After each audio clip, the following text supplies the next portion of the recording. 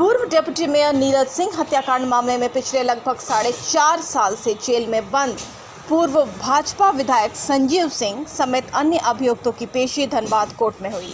पेशी के दौरान संजीव नए लुक में नजर आए और दूसरे पक्ष के गुड्डू सिंह और संजीव के बीच दोनों आमने सामने दिखे।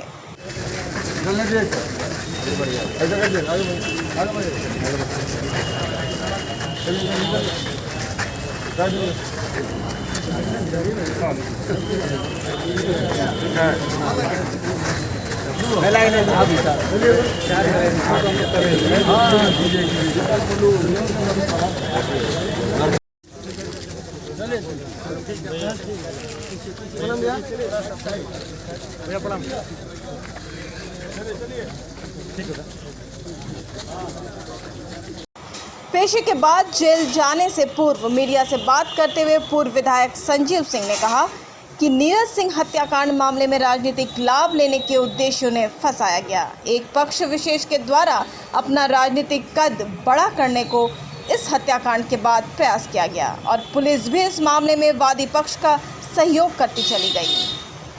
इन तमाम साजिश पर से पर्दा उठ सके, इसके लिए उन्होंने सीबीआई जांच की मांग की है और इसके लिए हाई कोर्ट का दरवाजा खटखटाया है। जिस वक्त कोर्ट में उनके वकील के द्वारा याचिका दाखिल की गई, महज 15 दिनों के अंदर ही राज्य सरकार को इस मामले में काउंटर एफिडेविट दायर करने को हाई कोर्ट के द्वारा कहा गया था, जिसे नहीं किया गया।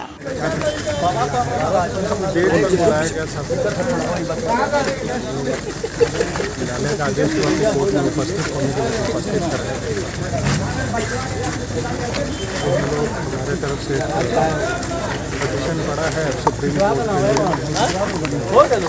कोर्ट में, समय मांगा है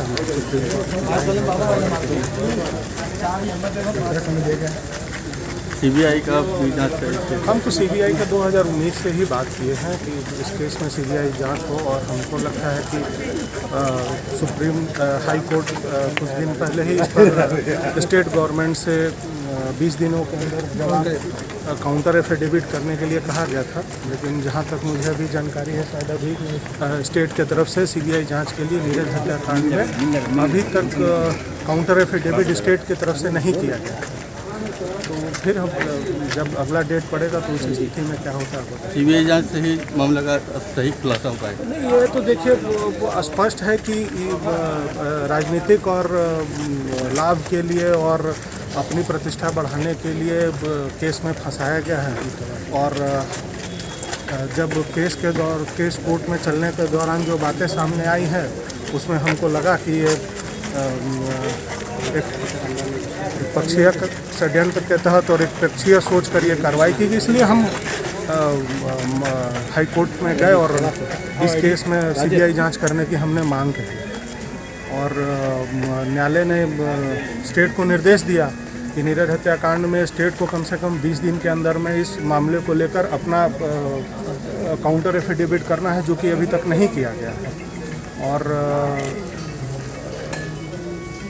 जो चीज़ें पुलिस के सामने, जो आईओ के सामने रखा गया, जो वो लाया गया, वो सिर्फ उसको देखने से सिर्फ एकमात्र षड्यंत्र के अलावा और कुछ समझ में नहीं आता है। तो यही स्थिति बनी है, इसलिए हमने सीबीआई जांच की मांग। अगर हम दोषी हो। वहीं बचाव पक्ष के अधिवक्ता मोहम्मद जावेद ने बताया कि सफाई बयान के लिए अभियुक्तों की पेशी की गई थी। बहुत जल्द इस मामले में बनावटी गवाहों एकलव्य एवं अजीत राज का फिर से बयान लिया जाए और उनसे सवाल किया जाए, इसका उनके तरफ से न्यायालय में रिक्वेस्ट किया गया है। अभियुक्तों का सफाई बयान के लिए तिथि निर्धारित थी माननीय न्यायालय में। हम लोगों ने एक आवेदन देकर माननीय न्यायालय को सूचित किया। गवाह एकलव्य सिंह और अजीत राज के फर्दर कोर्स एग्जामिनेशन के लिए जो हम लोगों ने माननीय उच्च न्यायालय में गए थे, वो आवेदन हम लोगों का माननीय उच्च न्यायालय से 24 मार्च को रिजेक्ट हो गया था। क्योंकि वो इशू हम लोगों के लिए बहुत बड़ी इशू थी। हम लोगों को लगता है अभी भी कि वो बहुत बड़ा इशू है, जिससे न्यायालय को न्याय करने में बहुत ही मदद पहुँचेगी। इसीलिए उस आदेश को हम लोगों ने सर्वोच्च न्यायालय हिंदुस्तान के सुप्रीम कोर्ट में चुनौती देने का निर्णय लिया है और उसी आश्रय में आज हम लोगों ने माननीय न्यायालय में लोअर कोर्ट में एक आवेदन देकर सूचित किया है कि हमने आपके और माननीय उच्च न्यायालय के आदेश को सुप्रीम कोर्ट में चुनौती दे रहे हैं। हम लोग मूव कर गए हैं सुप्रीम कोर्ट में। इसीलिए एक समय दे दिया जाए, इसीलिए 15 दिन का वर्किंग डे का एक एडजॉर्नमेंट मिला है। आज सफाई बयान नहीं क्या हुआ है। चुनौती दिया गया? हम लोग संतुष्ट नहीं है निचली कोर्ट और माननीय उच्च न्यायालय के आदेश से। गवाह संख्या 3 और 6 आदित्य राज और एकलव्य सिंह को, जो हम लोग को लगता है कि ये लोग बनावटी गवाह है, इनको दोबारा बुलाना चाहते हैं। कुछ विशेष क्वेश्चन जो जनरेट हुआ है सब्सिक्वेंटली, जो डॉक्यूमेंट प्रोसिक्यूशन खुद लाया है, उससे बहुत ज़्यादा केस में प्रभाव पड़ने वाला है। इसी कारणों से हम लोगों ने सुप्रीम कोर्ट में किया। दोनों तरफ से कौन कौन लोग चाहिए? मतलब दोनों तरफ से कौन कौन लोग हाजिर हुए थे कोर्ट में? दोनों तरफ से नहीं, सरकार के इन्फॉर्मेंट के तरफ से सरकारी अधिवक्ता महोदय ऊपर एपीपी लड़ने डेप्यूटी अपेयर हुए, हम लोगों की तरफ से, हम डिफेंस की तरफ से हम लोग अपेयर किए।